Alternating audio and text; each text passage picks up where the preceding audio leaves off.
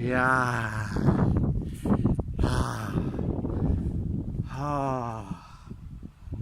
Hvala, dobri Bog.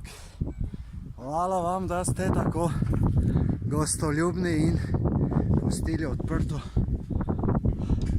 stopnišče. Hvala vam, moji prleki. Vidite, jaz se molim za vas in zmagujemo naše Pohorje in tako dalje. Želim vam blagoslovljeno in radostno 2019. Kazimir Perko. Amen.